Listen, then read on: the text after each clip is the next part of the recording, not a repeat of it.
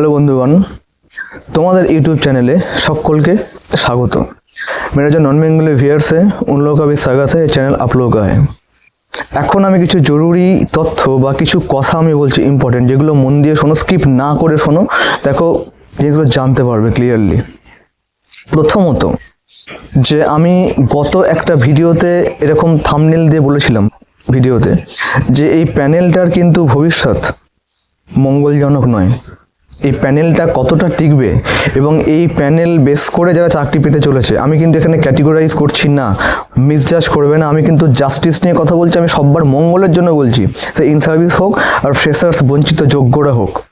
আমি বলছি যে এই প্যানেলের বেসিসে যারা চাকরি পেতে চলেছে বা পাবে, যদি পেয়ে যায় এই প্যানেল 11-12 যে প্যানেলটা, তাদের চাকরিটা কিন্তু একটা সময় গিয়ে ঠিক সেম জায়গায় এসে দাঁড়াবে যেটা আজকের ডেটে দাঁড়িয়েছে। এই চাকরি নিয়ে টানাটানি, ক্যান্সেল, বাতিল, এই জায়গাতেই কিন্তু আবার ভবিষ্যতে গিয়ে দাঁড়াবে যদি এইভাবে প্যানেল আপ করে চাকরি পায়, সে ইন সার্ভিস হোক আর ফ্রেশার্সই হোক। কারণ 11-12 প্যানেলে 10 নাম্বার নিয়ে যে কি পরিমাণ ঘাপলা হয়েছে, 10 নাম্বারটা যে কিভাবে অ্যাড করেছে এবং তার যে হিসাবে কি গড়মিল, আজকে এটা তোমরা সবাই জানো, কিন্তু এটা নতুন করে বলার কিচ্ছু নেই, কারণ এইসব সোশ্যাল প্ল্যাটফর্মসের দৌলতে। তবুও আমি একটা এক্সাম্পল দিচ্ছি। একজন ক্যান্ডিডেট, সেটা হচ্ছে ইংলিশ পিজি এসসি ক্যান্ডিডেট, সে সাবজেক্টে পেয়েছে 56 আউট অফ 60, 56 পেয়েছে 60-এর মধ্যে, এবং তার একাডেমিকে 8 অ্যাড হয়েছে। তাহলে 56 + 8 কত হয়? 64 হয়। তো সেখানে হয়েছে কত? 74। 56-এর সঙ্গে 8 অ্যাড করলে 74 হয়। যেহেতু এসসিতে 73 কাট অফ, তাই 74 তাকে প্যানেল আপ করা হয়েছে। 11-12 কথা বলছি আমি এই জন্যই বারবার বলছি যে এই প্যানেলটা, যারা এরকম ভাবে ভাবছো না যে সব এইভাবে হয়ে যাচ্ছে, ফ্রেশারদের কিছু হবে না, আমরা কি করব, আমি ওই জন্যই বলছি যে বারবার যে ধৈর্যটা রাখো, ধৈর্যটা ধরো, খুব ক্রিটিক্যাল মোমেন্ট এটা। এবং এই প্যানেল কতদূর টিকবে সেটা পরে মিলিয়ে নিও কি হতে চলেছে যদি এইভাবে চাকরি পায়। ইনসাইভসগুলো আবারও সেই 20 বাও জলে পড়ে যাবে। কারণ 10 নম্বর নিয়ে যে পরিমাণ ঘাপলা হয়েছে, সব সাবজেক্টে হয়েছে, সব সাবজেক্টে সব ক্যাটেগরিতে হয়েছে, এই 10 নম্বর এইভাবে চাপিয়ে দিয়েছে এবং এইভাবে অঙ্ক কষা হয়েছে, দিয়ে তাদের প্যানেল আপ করা হয়েছে। এটা নাকি আবার রিক্রুট হবে 11-12। First point. সেকেন্ড পয়েন্ট, তোমরা বলছো যে স্যার সেকেন্ড লিস্ট কার বেরোবে, 11-12 বেরোবে না 9-10, আপনি কোনটার বলছেন? আমি দুটোরই বলছি, জোর দিয়ে বলছি, দুটোরই বলছি। যেহেতু 11-12 প্রসেস কমপ্লিট হয়েছে, ঠিক আছে, সেহেতু তাইও বলছি সিট খালি আছে, প্লাস এই তো প্যানেলের অবস্থা। আমি তো একটা এক্সাম্পল দিলাম, এরকম ভুড়ি এক্সাম্পলস রয়েছে প্যানেলে 10 নম্বর নিয়ে, যে চূড়ান্ত যে শয়তানি ঘাপলা, ঠিক আছে, সবার জানা এটা। এবং 9-10 যেহেতু প্রসেস ইন হতে চলেছে, দেখো কি হয় এই প্যানেলটা। আর এই যে ইতিমধ্যেই কিন্তু 10 নম্বর নিয়ে একটা কিন্তু হাইকোর্টে জোরালো সওয়াল জবাব কিন্তু হয়েছে। একজন আইনজীবী কিন্তু এটা নিয়ে প্রশ্ন তুলেছে যে ফ্রেশার্সরা কোন অ্যাঙ্গেল থেকে 10 নম্বর ওদের দেওয়া হচ্ছে না, ফ্রেশারদের কেন 10 নম্বর থেকে বঞ্চিত করা হচ্ছে, এই নিয়ে কিন্তু প্রশ্ন উঠেছে কিন্তু হাইকোর্টে। দ্বিতীয় পয়েন্ট, তোমরা বলছো যে স্যার আপার টেট ভ্যাকেন্সি কি এই মাসেই বেরোবে, জানুয়ারিতেই বেরোবে?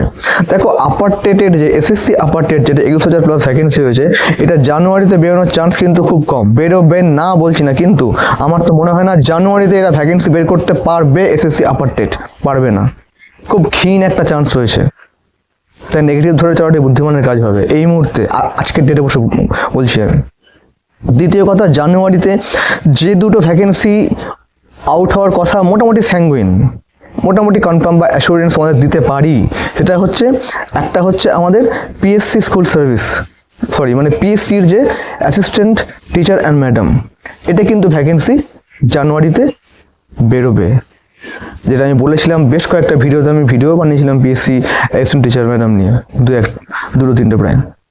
এটা একটা গেল।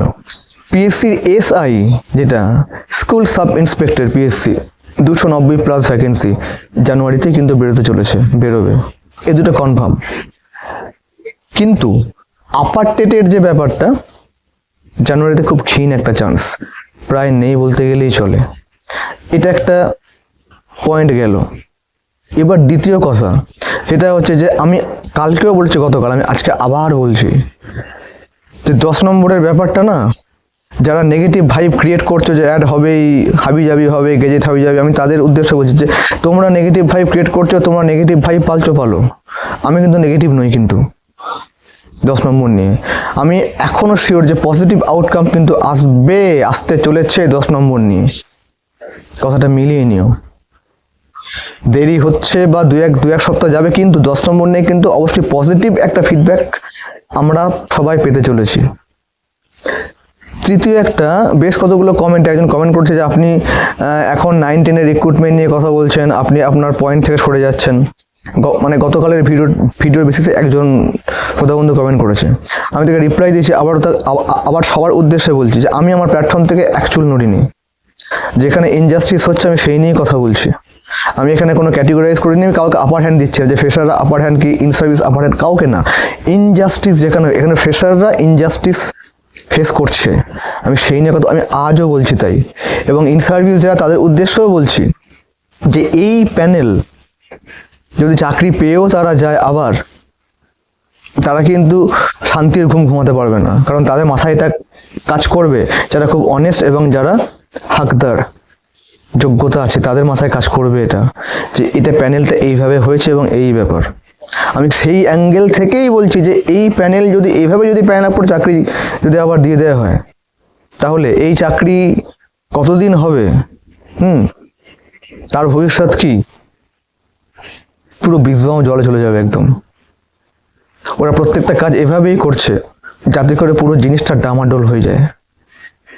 হাইকোর্ট, সুপ্রিম কোর্ট এরা কিছুই মানছে না। প্রাইমারি যদি ভিডিওগ্রাফি করতে পারে ইন্টারভিউ, যেটা ফোর্থকামিং ইন্টারভিউ প্রাইমারি, তাহলে এসএলএসটি বা এসএসসি পারবে না কেন? তাহলে বুঝতে পারছো তো কেন পারছে না, কেন করবে না, সুপ্রিম কোর্টে কেন যাচ্ছে? তার কারণ চোখের সামনে দেখছো 11-12-এর যে প্যানেলটা 10 নম্বর নিয়ে কি পরিমাণ ঘাপলা হয়েছে। যাকে তাকে 10 নম্বর দিয়ে দেওয়া হয়েছে, 8 নম্বর দিয়ে দেওয়া হয়েছে, কে 50 পেয়েছে, 51 পেয়েছে, সে হয়ে গেছে 72-73 10 নম্বর করে দিয়ে। এটা একটা গেল। তো এই সমস্ত জিনিসগুলো নিয়ে আমি ওই জন্য বলছি যে আমি আওয়াজ তুলছি, আমি আওয়াজ তুলবো, কিছু করার নেই। আমি কোনো ক্যাটেগরাইজ করে এখানে আমি কিছু করছি না, প্রথমত এটা। আর দ্বিতীয় কথা এটাই যে আমি 2-1টা স্ক্রিনশট আমি পেয়েছি, আমি সেগুলো আমার টেলিগ্রাম গ্রুপে দিয়ে দেবো। আমি আমার টেলিগ্রাম গ্রুপ লিঙ্ক এবং হোয়াটসঅ্যাপ চ্যানেল লিঙ্ক আমার ডিসক্রিপশন বক্সের লিঙ্ক নিচের দিকে দিয়ে রাখছি, তোমরা অ্যাডেড হয়ে যাও। ওখানে আমি কোর্টের কিছু আপডেট এবং ডকুমেন্টারি প্রুফ দিয়ে থাকি। আজকে এইটুকুই, দেখা যাক আগামীকাল নেক্সট আপডেট কি আসে। ওকে, ভালো থেকো।